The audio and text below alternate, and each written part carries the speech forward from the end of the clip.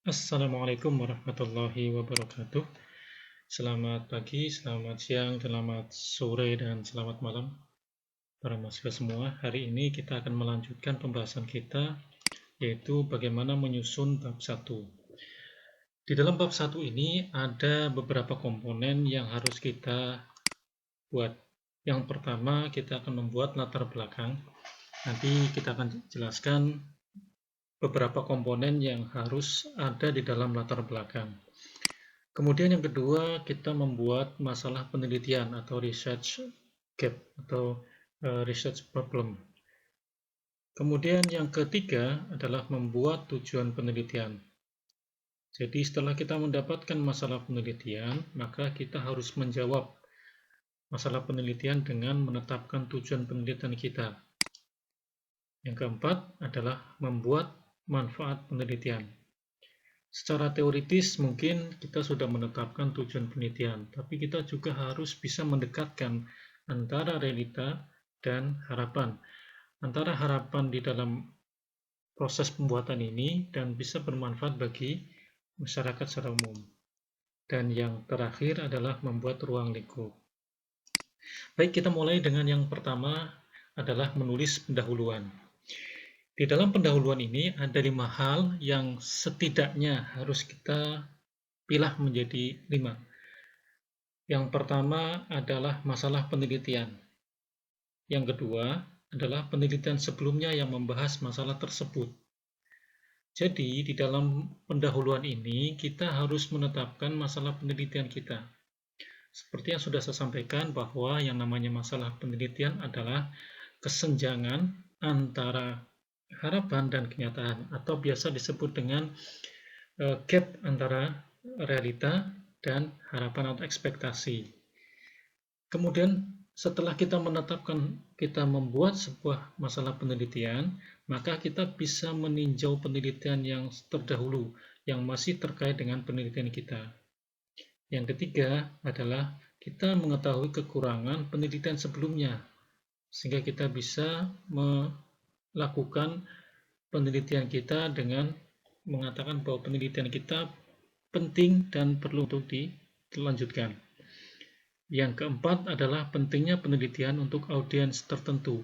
Jadi kita harus spesifikkan penelitian kita untuk audiens yang mana. Dan yang terakhir, minimal ada tujuan penelitian.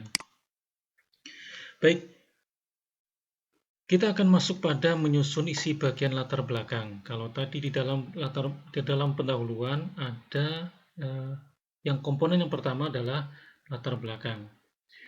Prinsipnya di dalam latar belakang adalah piramida terbalik. Artinya bahwa kita menulis dari sesuatu yang sifatnya global kepada sifatnya yang spesifik, atau bisa dalam makna yang lain adalah memulai dari besaran ke fokus yang lebih kecil. Misalkan saya contohkan di sini bahwa Undang-Undang Nomor 36 Tahun 2009 ini mengatakan atau ini memuat tentang kesehatan. Tetapi di dalamnya kita akan mencoba menelusuri tentang pelayanan kesehatan. Selanjutnya dari undang-undang ini kita turunkan menjadi sesuatu yang lebih operasional, yaitu kita masuk pada sistem pelayanan kesehatan. Dan sistem pelayanan kesehatan mana yang harus kita lebih spesifikkan lagi? Kita akan cari sistem pelayanan kesehatan dasar. Sistem pelayanan kesehatan dasar sangat banyak, maka kita harus fokuskan lagi, kita kerucutkan lagi seperti yang tadi ada namanya piramida terbalik. Semakin dari yang besar menjadi yang spesifik. Sistem pelayanan kesehatan di puskesmas ini adalah sistem pelayanan kesehatan dasar yang lebih spesifik. Dan apa yang ada di dalam puskesmas? Kita akan mencoba melihat pemanfaatan puskesmas oleh masyarakat. Dan bagaimana pemanfaatan puskesmas ini masih terlalu global, maka kita akan spesifikkan lagi menjadi indikator pemanfaatan puskesmas. Jadi, sesuatu yang sifatnya umum, kita akan perkerucutkan menjadi yang sifatnya khusus. Selanjutnya bahwa komponen atau konten atau isi dari latar belakang itu pertama, tiap alinea harus didukung oleh satu data. Jadi apapun yang kita tuliskan harus berdasarkan pada data. Kemudian yang kedua, rujukan yang diterima. Apa saja rujukan yang diterima? Yang pertama adalah pandangan pakar atau ahli. Yang kedua, hasil studi terdahulu dan terkait dengan penelitian kita. Yang ketiga, bisa berupa peraturan dan perundangan. Misalkan peraturan perundangan, kalau ini hasil studi bisa mengatakan bahwa pencegahan COVID-19 melalui protokol kesehatan yaitu mencuci tangan, memakai masker, dan menjaga jarak. Ini adalah hasil studi yang tahun 2009 sudah dirilis oleh WHO. Yang terakhir bahwa semakin banyak dukungan, maka akan semakin baik isi latar belakangnya. Yang berikutnya adalah menyusun rumusan masalah. Di dalam rumusan masalah, minimal ada 3 hal yang harus termaktub di dalam rumusan masalah tersebut. Yang pertama adalah gap atau masalah. Masalah apa? Masalah adalah kesenjangan antara harapan dan kenyataan.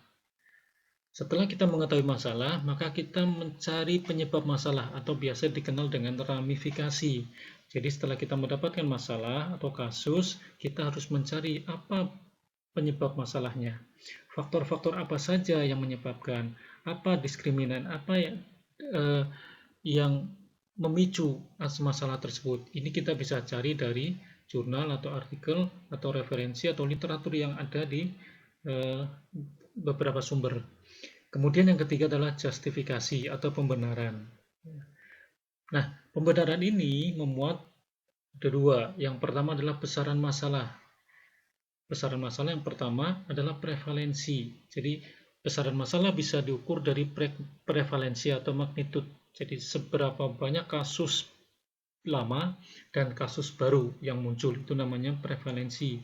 Sedangkan kalau insiden adalah kasus yang baru. Jadi kita bisa mengumpulkan kasus lama dan kasus baru sekaligus. Itulah yang namanya prevalensi. Yang berikutnya adalah keprihatinan atau unmet need. Jadi keprihatinan yang muncul itu mendorong kita untuk membuat sebuah masalah penelitian.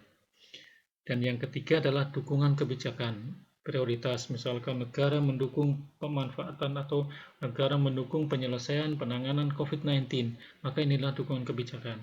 Dan komponen justifikasi yang kedua adalah dampak yang mungkin dihasilkan, baik berupa dampak positif maupun dampak negatif. Selanjutnya menentukan masalah atau gap. Menentukan masalah atau gap, minimal ada beberapa hal yang bisa kita lakukan. Yang pertama adalah kita membandingkan teori dengan lapangan atau komparasi antara teori dan fakta di lapangan. Jadi, apakah sesuai antara teori dengan yang ada di lapangan? Kalau memang ada kesenjangan, maka kita bisa ambil menjadi sebuah masalah penelitian. Yang kedua adalah kadaluarsa atau tidak sesuai lagi. Sudah tidak up to date, sudah tidak relevan dengan zamannya, maka ini juga bisa menjadi masalah, bisa menjadi satu entry point masalah. Kemudian yang ketiga adalah bertentangan dengan ideal. Nah, sesuatu yang tidak sesuai dengan idealisme, maka ini menjadi masalah.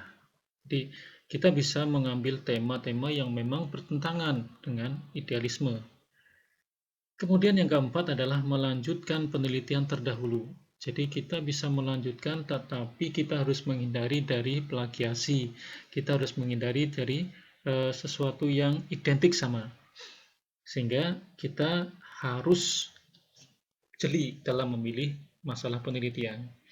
Yang terakhir adalah memperbaiki penelitian yang sudah ada. Jadi kita memberikan satu terobosan, kita memberikan satu alternatif penelitian atau alternatif jawaban sehingga akan memperbaiki penelitian-penelitian yang sudah dilakukan sebelumnya.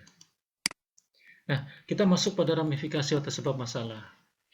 Beberapa sebab masalah atau ramifikasi bisa kita peroleh minimal. Pertama, menelusuri teori yang sejalan dan mendukung. Ini kita bisa cari, kita bisa searching, bisa googling di beberapa referensi, kita akan mendapatkan banyak teori-teori yang sejalan dan mendukung. Kemudian yang kedua, telusur jurnal yang sesuai. Jadi kemarin sudah saya sampaikan ada search engine yang bisa kita gunakan. Kita bisa menelusuri jurnal yang sesuai. Yang ketiga adalah pilih beberapa teori yang sesuai dengan tema.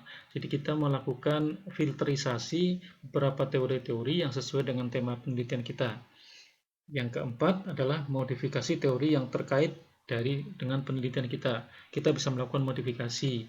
Biasanya ini sesuai dengan teorinya ATM, amati, tiru, dan modifikasi. Jadi kita bisa memodifikasi teori-teori yang sudah ada menjadi teori baru, maka inilah yang akan menjadi sumber masalah kita atau inspirasi masalah kita. Dan yang terakhir adalah uraikan teori secara lengkap. Ini yang juga bisa kita lakukan. Kita bisa ambil dari beberapa teori-teori yang sudah ada, kemudian kita gabung menjadi satu, kita kolaborasikan menjadi satu, sehingga menjadi satu teori yang lebih lengkap atau lebih utuh. Yang kedua adalah justifikasi. Justifikasi ini bisa diperoleh dari yang pertama adalah pendapat pakar. Jadi beberapa pendapat-pendapat pakar yang sudah terpublikasi, kita bisa gunakan, kita bisa pakai, kita bisa ambil sebagai sebuah justifikasi dalam penelitian kita. Yang kedua adalah perundang-undangan. Ini adalah sesuatu payung hukum yang bisa membuat penelitian kita menjadi kuat atau menjadi benar penelitian kita. Yang ketiga adalah studi pendahuluan. Nah, kita perlu melakukan turun ke lapangan dengan studi pendahuluan sehingga kita bisa menampilkan fakta yang ada di lapangan, realita yang ada di lapangan, sehingga penelitian kita memang sahih secara teoritis maupun secara manfaatnya pada masyarakat. Baik, itu mungkin yang bisa saya sampaikan. Nanti akan saya uraikan lebih detail dengan memberikan sebuah contoh. Terima kasih. Assalamualaikum warahmatullahi wabarakatuh.